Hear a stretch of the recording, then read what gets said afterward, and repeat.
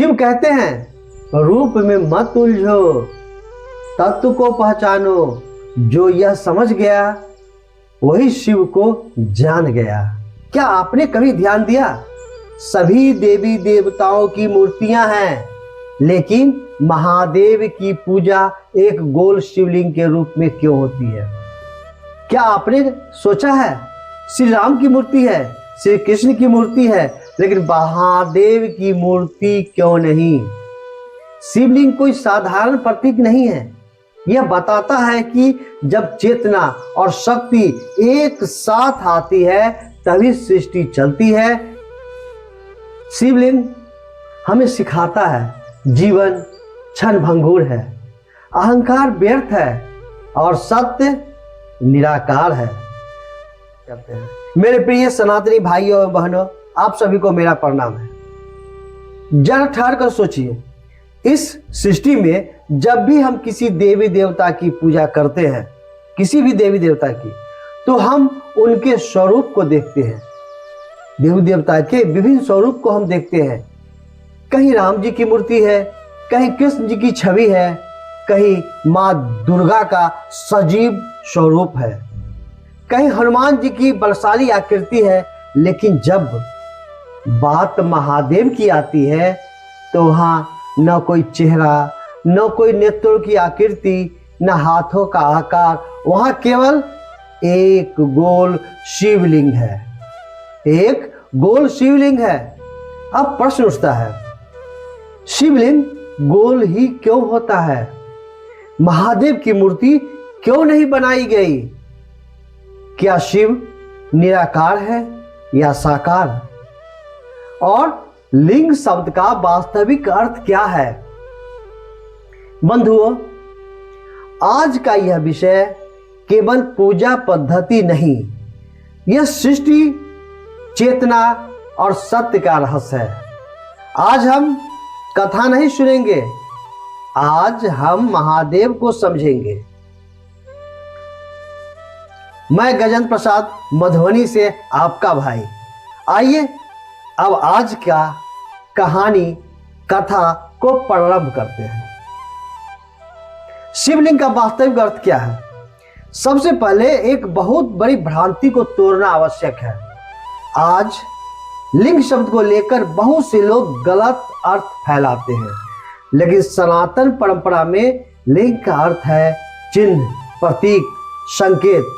जैसे ध्वज किसी राष्ट्र का लिंग यानी चिन्ह होता है, धुआं आग का लिंग होता है, पद चिन्ह किसी की उपस्थिति का लिंग होता है। उसी प्रकार शिवलिंग यानी शिव का प्रतीक, शिव की उपस्थिति का चिन्ह। यह स्वयं शिव नहीं बल्कि शिव तत्व का संकेत है। अब हम जानेंगे शिव कौन है। साकार नहीं, निराकार नहीं, बल्कि उससे भी आगे है हमारे शिव।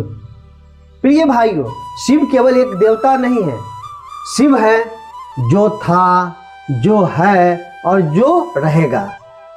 शिव को शास्त्रों में कहा गया है अनादि। अनादि यानी जिसका कोई आरंभ नहीं है। अनंत, अनंत यानी जिसका कोई अंत नहीं है। निराकार, जिसका कोई निश्चित रूप नहीं है, फिर भी साकार, भक्तों के लिए फिर भी साकार। अब प्रश्न उठता है, जब शिव निराकार है तो उनकी पूजा कैसे हो? यही से शिवलिंग का जन्म होता है। बंधुओं, गोल आकृति कोई साधारण आकृति नहीं है। गोल आकृति का अर्थ जिसका कोई आरंभ नहीं, जिसका कोई अंत नहीं, जो निरंतर है, जो पूर्ण है। सृष्टि में देखिए, सूर्य गोल है, चंद्रमा गोल है, ग्रह गोल है, ब्रह्मांड गोलाकार गति में है। गोल यानी अनंतता का प्रतीक, इसलिए शिवलिंग गोल है क्योंकि शिव अनंत है। यदि शिव की मूर्ति बना दी जाती तो वह सीमित हो जाता, वह सीमित हो जाता, और शिव सीमित नहीं है। तो फिर मूर्ति क्यों नहीं है? एक अत्यंत गूढ़ कारण। मूर्ति का अर्थ है एक रूप, एक सीमा, एक पहचान। लेकिन हमारे शिव रूपातीत है, कोई रूप नहीं है। नामातीत है, कोई नाम नहीं है। सीमातीत है, उनकी कोई सीमा ही नहीं है। यदि शिव की मूर्ति होती तो लोग कहते यही शिव है, लेकिन शिव तो ध्यान में भी है, शून्य में भी है, और कण कण में भी है, और श्मशान में भी है। इसलिए शिव ने स्वयं मूर्ति को अस्वीकार किया और लिंग को स्वीकार किया। अब हम सभी जानेंगे शिवलिंग और आधार तत्व। शिवलिंग और आधार तत्व। प्रिय सनातनी भाइयों एवं बहनों, जब हम शिवलिंग की पूजा करते हैं तो हम केवल एक गोल आकृति की आराधना नहीं करते, बल्कि हम सृष्टि के मूल तत्व का ध्यान करते हैं। शास्त्रों में कहा गया है कि शिवलिंग चेतना का प्रतीक है। शिवलिंग चेतना का प्रतीक है, और उसका आकार और उसका आधार प्रकृति का। यहां यह समझना अत्यंत आवश्यक है कि सनातन परंपरा में यह कोई स्थूल या शारीरिक भाव नहीं, बल्कि सूक्ष्म आध्यात्मिक सिद्धांत है। शिवलिंग का ऊर्ध भाग उस परम चेतना का संकेत है जो स्वयं में निष्क्रिय, शुद्ध और साक्षी भाव में स्थित रहता है, और जो उसका आधार है वह उस सृजनशील शक्ति का संकेत करता है जिसके बिना चेतना भी प्रकट नहीं हो सकती। इसलिए हमारे ऋषियों ने इसे चेतना और शक्ति के संयोग के रूप में देखा है, न कि किसी देहगत प्रतीक के रूप में। यही कारण है कि जब तक चेतना और शक्ति का संतुलन नहीं होता, तब तक सृष्टि का प्रवाह भी संभव नहीं होता। इस दृष्टि से देखें तो शिवलिंग हमें यह सिखाता है कि जब ज्ञान और क्रिया, जब चेतना और ऊर्जा, जब स्थिरता और गति एक हो जाते हैं, तभी सृष्टि का आरंभ होता है।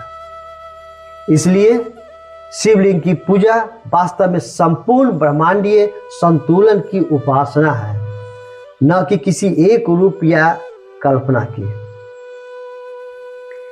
आइए एक अग्नि स्तंभ कथा को हम लोग संक्षेप में सुनते हैं। शिव पुराण में वर्णन आता है इस विषय का। ब्रह्मा और विष्णु के बीच श्रेष्ठता का विवाद हुआ कि हम बड़े तो हम बड़े। तभी महादेव एक अनंत अग्नि स्तंभ के रूप में प्रकट हुए। ब्रह्मा ऊपर गए, अंत नहीं मिला। विष्णु नीचे गए, आरंभ नहीं मिला। तभी शिव ने कहा, जो न आरंभ को देख सके न अंत को, वही शिव है। वही अनंत अग्नि स्तंभ बाद में शिवलिंग के रूप में प्रतिष्ठित हुआ। अब विज्ञान के दृष्टिकोण से शिवलिंग के विषय में हम सभी जानेंगे। आज का विज्ञान भी कहता है ऊर्जा का कोई रूप नहीं, ऊर्जा तो केवल प्रतीक से समझा जा सकता है। शिवलिंग पर जल चढ़ाना ऊर्जा संतुलन यानी कंपन, ध्यान केंद्रित करने की प्रक्रिया है। इसलिए शिवलिंग का ध्यान का भी केंद्र है। शिवलिंग हमें जीवन का संदेश देता है। शिवलिंग हमें जीवन का संदेश देता है। प्रिय भाइयों, शिवलिंग हमें सिखाता है जीवन अस्थायी है, अहंकार व्यर्थ है। जो निराकार को समझ गया वही मुक्त हुआ। शिवलिंग कहता है, रूप में मत उलझो, तत्व को पहचानो। अब हम सभी निष्कर्ष के रूप में कुछ बातें करते हैं।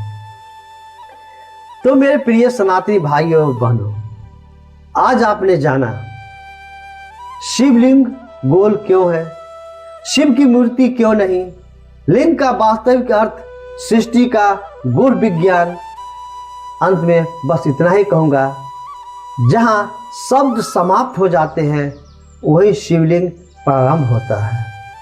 हर हर महादेव।